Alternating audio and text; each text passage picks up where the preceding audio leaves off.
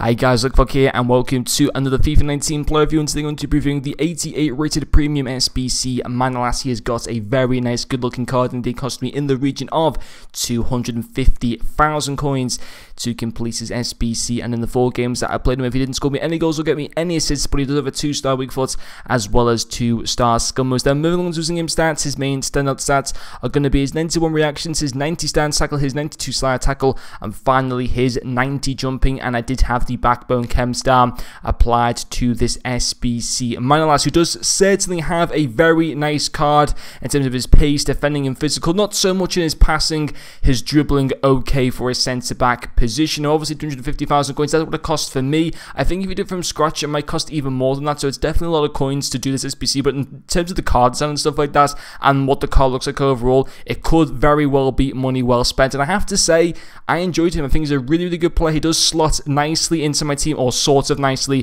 on 8 chemistry. I personally don't have a problem with using players with 8 chem. I don't really like to use players with 6 or 7 chem, but for me 8, 9, 10 chem, that's fine. So I was using him on 8 chemistry, which I personally don't have much of a problem with. And yeah, he played well overall, got some good results in division rivals. And let's get into the first pros with this card. His first one being his tackling, superb tackling stats: 90 stand tackle, 92 slide tackle, 89 marking, 82 heading accuracy, 89 interceptions, and obviously with the backbone chem style, all of his defending stats apart from heading accuracy go into the mid-90s, with his slide tackle going to 99 and stance tackle going to 97, which is absolutely fantastic. Didn't have a problem with that whatsoever.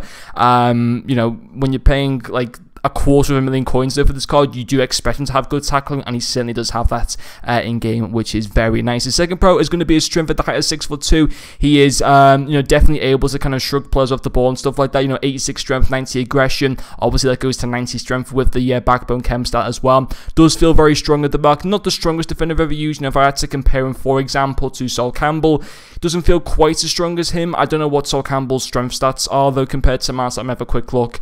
His strength stats are 95 strength, so there you go. So obviously Campbell's strength does feel a lot better, but even so, the 86 strength was still fine in him. Obviously that going up to 90 is obviously very nice with the 90 aggression as well.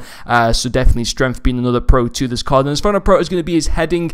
Mainly I enjoyed his heading from defensive positions and stuff like that. I think he had one attempt on goal from a corner with a header and stuff, which was on target, which is pretty decent. But mainly defensive headers he was really good at, you know, in open play or from set pieces. Obviously 90 jumping is really good, and 82 heading accuracy is fine. His heading accuracy goes to 86 and his jumping goes to 94, which is very good and was a nice other pro to this card. In terms of cons, there aren't any cons, so if I had to give the player overall a rating out of 10, it would be a 9 in terms of how he felt. However, in terms of the fact that he does cost, for me, he cost 250,000 coins. I already had a few players in the club, so I'm pretty sure he's going to cost more than maybe like 275,000, maybe even 300,000 coins.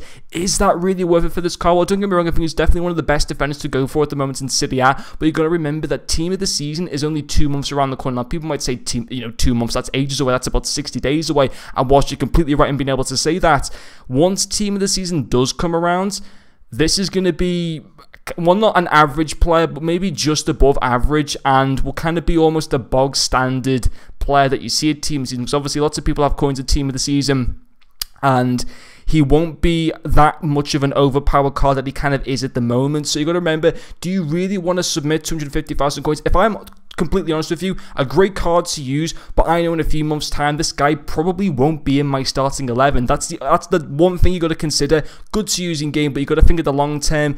Is he going to be worth it for your team? That's for you guys to decide.